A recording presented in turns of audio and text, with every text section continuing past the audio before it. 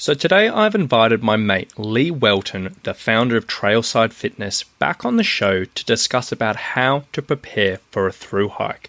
Now, completing a major thru-hike sits on so many hikers' bucket lists, whether it's the Pacific Crest Trail over in the States, the Te Araroa Tramp over in New Zealand, the Shikoku Pilgrim's Trail over in Japan, which is something that's sat on my list for a very long time. Every hiker at one stage or another has dreamed about conquering one of these major adventures. And while there are hundreds of articles, podcasts, and videos around how to plan for these adventures, what to pack, and how to figure out logistics, there does seem to be a major black hole when it comes to the quality training advice around preparing for these things. So today, I got Lee back on the show to chat about all things preparing for a major thru-hike. Now, Lee is a fantastic source of knowledge. He's got a great experience in thru-hiking, and if you have ever considered one of these trails in the past or have one coming up in the future, I highly recommend you listen to this episode. So that's enough from me. Let's get into it.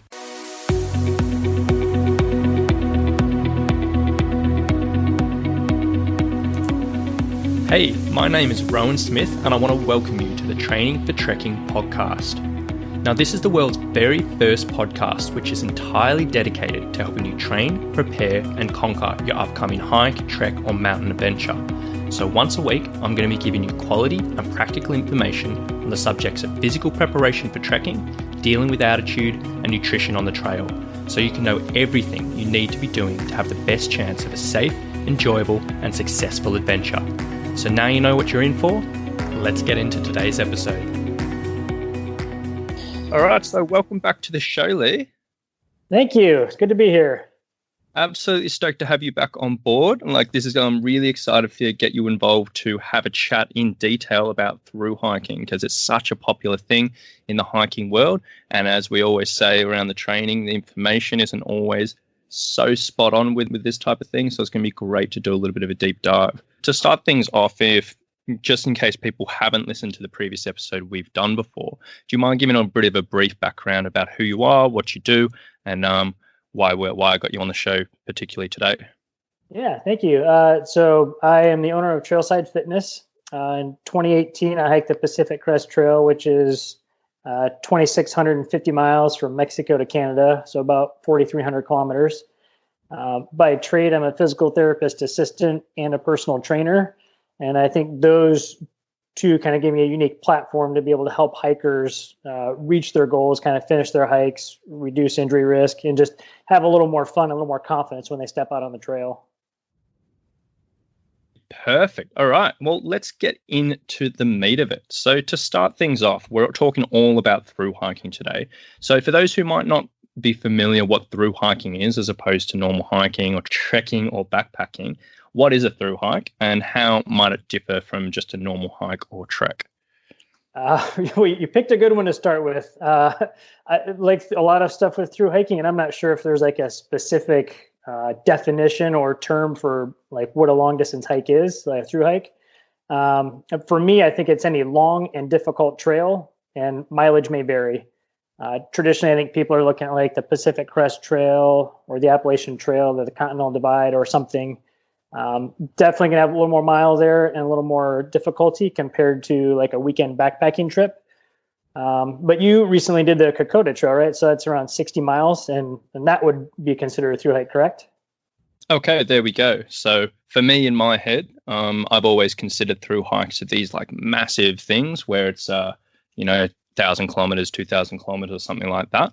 But as you said, that makes perfect sense if you're doing like just a significant trail from end to end. Yeah, I think if you're leaving some undone trail in front or behind you, that here we call that a section hike. But if you've kind of done that point to point on whatever trail you're on, then technically it could be considered a thru-hike with like no minimum mileage. But that's where I think like the difficulty and maybe your mileage would indicate to you, is it in fact a thru-hike or just more of a weekend trip you did? Yeah, well, I guess that always comes down. It's so hard with these definitions. But anyway, hopefully that gives people a decent enough idea of what we're talking about today. So moving into it, priorities. So what is the big priority that you would consider when people are preparing for a thru-hike? So I came up with three that I think are kind of all interrelated. First one, and these are in no particular order, would be core strength, and then endurance, so both cardio and muscular, and then a self-care and recovery piece as well. I think if you're looking at core strength, if you're going to use like a 30-pound pack or a 13 or 14 kilogram pack, for an example, you're going to need a nice strong core to help you get up and over boulder fields and climb up and over trees and do stream crossings. Having that stable core is going to be pretty key in terms of your movement efficiency. For the cardio endurance piece, just how efficient is your body at using the oxygen that it's taking in? How well trained is that system? And then the endurance strength side, are your muscles able to handle that constant load for many hours a day? There's a few ways to achieve that, which I'm sure we'll touch on, whether it's high reps and high sets or kind of a lower set and rep scheme with a little bit of weight added to it. And then the final piece is the self-care. So, are you, while you're training, working on stretches and mobility for the ankles and feet? Are you taking care of your knees and making sure your calves are maintained and that kind of thing? And in that self-care piece, I also add in sleep and eating like an adult. I think that this whole area, this self-care is such a critical piece of the puzzle to making sure that you're going to get to your goal. So I wouldn't mind exploring the core training a little bit more, because we quite often talk about cardiovascular training and strength training, but core training is probably something I haven't really explored on the show a huge amount. So when you were looking at strengthening up someone's core or stabilizing that midsection, how would you go about that with a typical thru-hiker? Great question. So planks are a great place to start. They're super easy for any entry level or more advanced athlete. There's lots of ways you can make them challenging. I think like a bird dog exercise is great, kind of a hands and knees alternating movement. Dead bugs, which I know are one that you favor quite a bit. Those are all really great exercises. Just getting the muscles around the spine nice and stable, which is certainly going to help as you're covering miles. And then when you were mentioning the endurance and the strength side of things, so you're talking about the higher repetition strength training and the lowest repetition stuff, how would you balance that out in a typical preparation? I would say it probably depends on where you are in terms of your start date. So for a lot of my clients, if we're doing a 4-month program, for example, month 1, there's a lot of core work that's involved with some cardiovascular endurance training. Month 2 is going to be that higher set and rep piece, where we're going to build up some endurance in the muscles. And then maybe that 3rd month, we're going to back off on the volume, so less sets and reps, and add some weight in, which is going to help kind of naturally progress you toward the trail, since you're not really going to be doing a lot of high repetition work on the trail outside of the walking. And then that 4th month, we're really transitioning more into like long distance walking and spending less time in the gym and more time on your feet. Yeah, fantastic. And then moving on. So there's a big opinion, which I often run into in the thru-hiking world, is that you should sort of just take it easy on the first section of your hike, whether it's the first few days or the first week or so, depending on what trail they're doing, just to find your trail legs. And that'll be how you'll prepare yourself to actually get through this major hike, and not to really bother with any training prior to this. So what are your thoughts on this approach? So yes, take it easy on the first section, regardless if you train or not. That first week or month, allowing your body to break in and adapt to the trail. You're not used to walking, 10, 12, 20 miles a day, every day with your training. It just can't be done. But to say that you're not going to do any training beforehand and just let the trail train you, I think is just kind of a misguided approach. There's 3 main reasons why I think this is just not ideal for most hikers. First and foremost, that injury risk is going to be a lot greater, since your general fitness level is going to be lower. Your body just can't handle those physical demands of putting on a pack and then hiking long miles every day. Overuse injuries are extremely common for hikers, and one of the number 1 reasons that you have to end your hike early. Number 2, it's just poor advice, plain and simple. I mean, it's a lazy approach to a really meaningful goal that you have. And I think if you're serious about your hike and you've done the planning and you've got your gear sorted out and you've done everything, but you choose not to train, that's going to set you up for failure. The gear isn't what makes or breaks your hike. It's your body and your mind. And if you look at the surveys for why hikers are ending their hikes, gear is never one of those reasons. It's usually like injury, illness, family, finances, something along those lines. I know you and I both have a ton of free resources to kind of help guide hikers and make sure that they can train and, kind of erase some of the questions that they may have about how to prepare. So, I think being able to explore those reasons, there's no reason why you shouldn't be training before you go. And then third, there's going to be a lot of negative self-talk at the beginning of a hike if you don't train. That first thing you're going to ask yourself when you hit a hill is, why didn't I train beforehand? And I think Mike Tyson nailed it when he said, everyone has a plan until they get punched in the mouth. And the first time you start climbing up the hill with a pack on, with the projectile sweat, and you're staring at the ground and you're huffing and puffing, you are not going to have a good time. And the first question you're going to ask yourself is, why didn't I spend some time training? All of that can be eliminated with just some training beforehand. And, training isn't like a magic bullet. It's not going to eliminate injuries, but it's certainly going to reduce your risk. Additionally, you're going to build some mental strength from your months of training. You're going to have confidence in your body. You're going to know what your body can handle. You're going to have just that ease of mind that you've done everything possible when you step foot on the trail to succeed. And really, I mean, if this is such a meaningful goal, there's no reason why you wouldn't spend the time to prepare and be ready.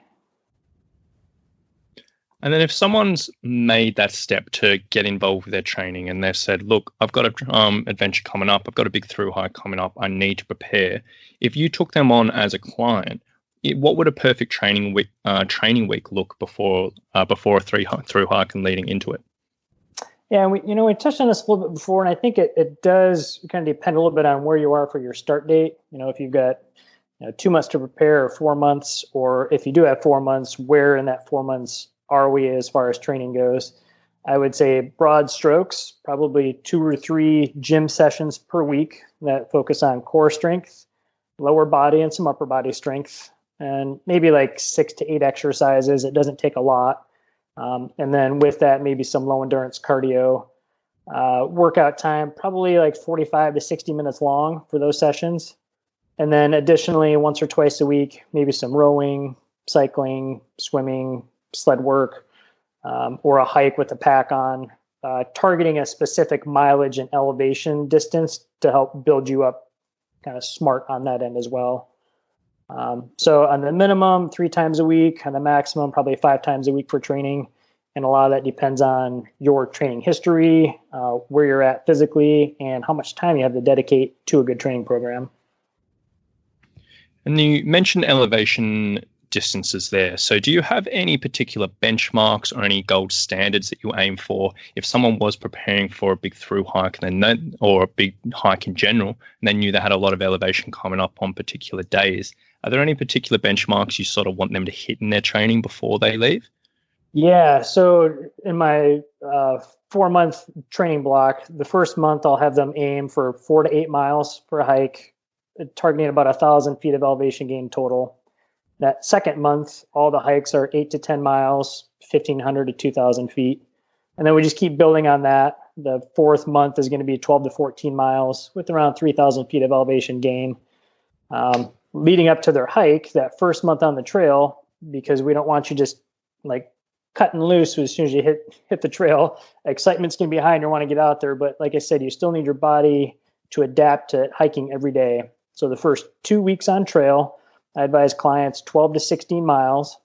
The second 2 weeks, 16 to 18 miles. And then once you've been on trail for 30 plus days, you can flirt with some of those 18 to 20 plus mile days.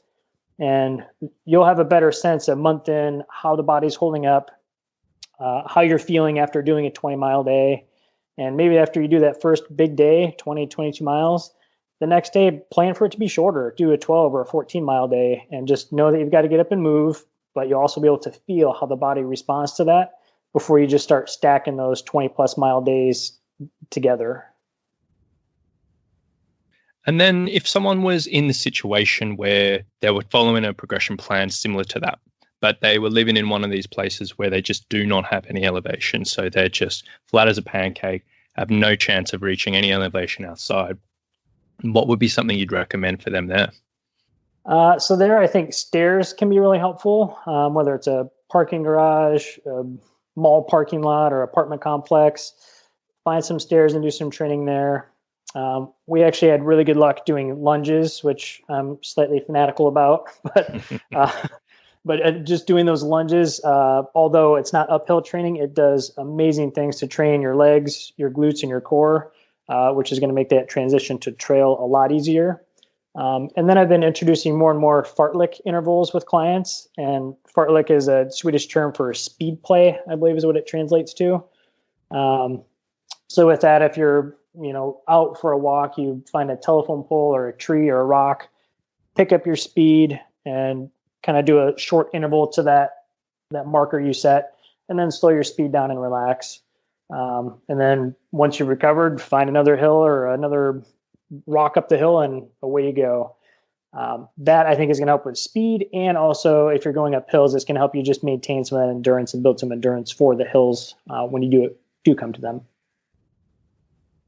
And then if someone was really, really short for time and they were really struggling to fit in, like, say 45 minutes a few times a week, or an hour, even 3 times a week, or something like that, how would you change your standard approach, or would it change at all? Yeah. So, I mean, we did kind of discuss what a good week looks like. And I think it's important to make a distinction here that being short on time is not really an ideal approach. And the methods that we're going to discuss here in a second aren't for people looking to shortcut or kind of hack their training. There will be some mind and muscle connections over the first 4 to 8 weeks of a training program, but the physical changes in your body haven't taken place in the tendons and ligaments, which is important for injury risk. So if you're legitimately short on time, like someone says, hey, I've got a trip in 4 weeks, do you want to go? The answer is always yes. And then how do I find the time to make the most of my training in that period? It's important that there are 0 shortcuts for fitness. So again, although these techniques are helpful, they're not like the hay's kind of in the barn when it comes to having a short time to prepare. I think if you can do the little exercise clusters, so maybe you got 5 minutes, do some squats, do some lunges, sneak in as many as you can. It's not going to be the same as going to the gym for 20 minutes or 40 minutes, but you're going to build up your general fitness level, and that's going to decrease the injury risk. You can do things like parking farther away. You can take the stairs wherever you go if there's an option. I know you've got a lot of things actually you like to do for clients that are short on time. What are some of your favorite methods? Very, very similar stuff there. But it's sort of, waiting for your coffee, doing some calf raises, or doing some mobility stuff, waking up that extra 15 minutes and fitting something in, or throwing into multitasking. So when you're catching up with friends, you're going out for a walk or things like that. Yeah, there's all those little bits and pieces that you've got to get a little bit creative with in those situations. But, as you said, it's never substitutes for that long-term approach, but you can definitely fit in more than you'd imagine, in a short amount of time if you be a bit creative. Yeah, it's not one of those things where it's like, well, there's not enough time, I should just do nothing. Like, this is where something is always better than nothing. And, you've got some great ideas. Like, you can really sneak in and, like, I'm making coffee. Like, why don't I just do some calf raises? There literally is like a time in the day where you can sneak this stuff in all the time, and you can be a little covert and kind of make a game out of it. Like, or, grab your coworkers and say, hey, let's go for a walk at lunch. Absolutely. I'm actually doing something similar like that to myself at the moment. And now that I'm working out of the home office a lot of the days, I'm sort of every 25 minutes, I'll hop off, I'll do a few push-ups, do a few glute bridges, and then get back on. And any trainer who's listening to this will probably be like, why aren't you hitting the gym? But for me at the moment, that's getting a little bit into my day, and that's fitting in a lot more than I was. So even the trainers do it if you're listening to this. So there you go. Fact. I do the same thing here, actually. I can relate. So moving on, we've talked about before the trip and in your prep, but once you've done all your prep and once you've trained, you've sorted everything out, you got your gear together, you said goodbye to everyone, and you've actually hit the trail and you've got your first, let's say your first week or so under your boots, if you're doing one of these longer ones, are there any things that a through hiker should continue to do from their training, or is there anything else that they should be doing while they're on the trail? This one I would say depends a little bit. Some of the folks that I work with have had like low back issues, and certain exercises benefit them even through their training, like their training hike. So for those people, I'd advocate, do those stretches or exercises specific to a rehab plan that give you some comfort and some relief. For most hikers, I would say once you're on the trail, that's a great time to stop doing a lot of the other training that you've been doing. So much of your body's resources are going to be dedicated to your recovery and keeping you moving, that doing things like push-ups or pull-ups on the trail sounds like a great idea, but it's really not a very good theory or a good practice. You're not going to stop every mile and do 5 push-ups. It's just too disruptive and too tedious. And if you think you're just going to like do them all at camp, at lunch, or in the evening, again, you're going to be too tired, and your body is already having hard enough time prioritizing the nutrition it's getting to recovery instead of trying to build and maintain upper body muscle that you don't really need for hiking. As far as other things go, sleep, absolutely, like prioritizing sleep. I actually created a self-care guide for hikers where I discuss some different sleep strategies, and we talk about using a trekking pole, a smooth rock, a Rology cork ball, an elbow, to just give yourself some relief in those tight muscles. It's a great way to unwind at the end of the day and actually kick you into a nice sleep phase. And there's actually just a study that came out from Deakin University in Australia where they took some cyclists and gave one group extra sleep time, one group low sleep time, and the one group really restricted sleep. And the group that had more sleep actually had much better time trial times than the other two groups. And they concluded that the extra sleep time altered the perception of exertion, which is pretty huge for any endurance athlete. So basically, you could work harder at any given intensity, and it wouldn't feel quite as hard as it would if you were more tired. That sleep is certainly going to impact emotions. So we know that a lot of hikers struggle mentally on a trail. So if you can sleep, those emotions and that endocrine system with the brain are a little more in check. Your immune system is stronger. Your threshold for and sensitivity toward pain are improved if you're sleeping better, and you're just going to make better decisions. So sleep and self-care priority, not a priority, push-ups, pull-ups, upper body type stuff. Those aren't going to serve you too well. Yeah, absolutely. And I'll put the link to that self-care book in the show notes of this, because I know I've gone through it and it's got some amazing techniques, really, really handy for anyone who's going to be on the trail. So we'll get the link for that just so listeners can get their hands on that. Off all that, is there anything else that I haven't really covered today, or anything you want to explore a little bit more? I think we kind of hit the high points there on the more important topics. I'm curious if there's anything that you wanted to add. Maybe just off the top of my head now, mental strength. So we talked a little bit about that in the previous podcast we had, but if there was one sort of mental tip for a through hiker who had months ahead that they really needed to sort of, a little technique that might give them some extra benefit in these months ahead to sort of keep their eyes on the prize and get themselves through some tough times, what would you recommend there? So I think we discussed like the Pacific Crest Trials book, which was written by Zach Davis, and he's the founder of the Trek.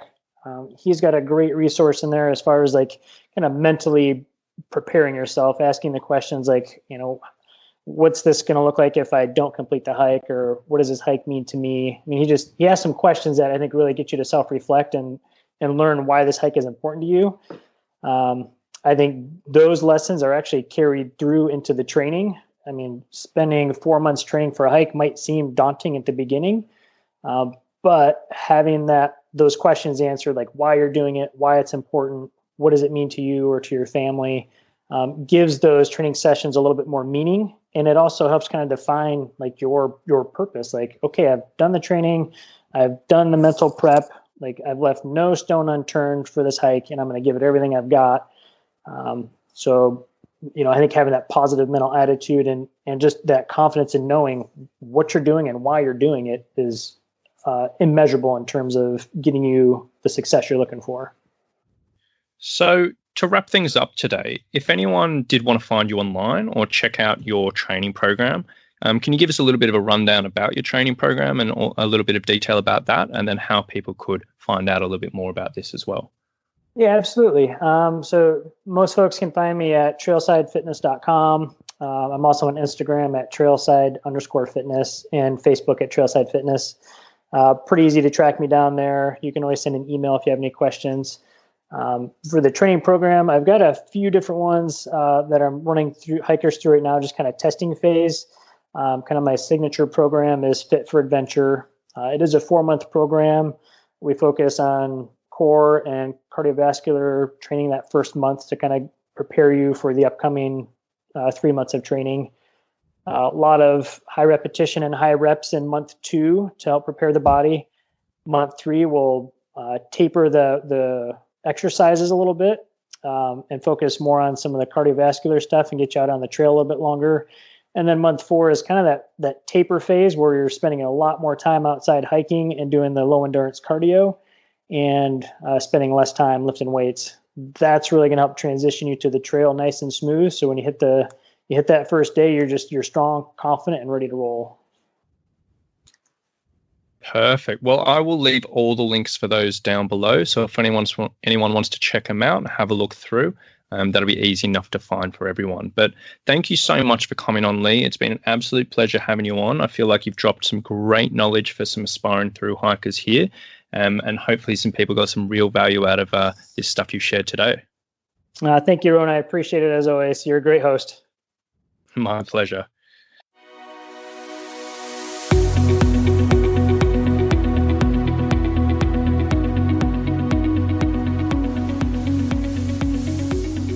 You've been listening to the Training for Trekking podcast. So if you've enjoyed this episode, please remember to subscribe, rate, and review us in iTunes. So thanks for getting involved, and we'll see you on the next one.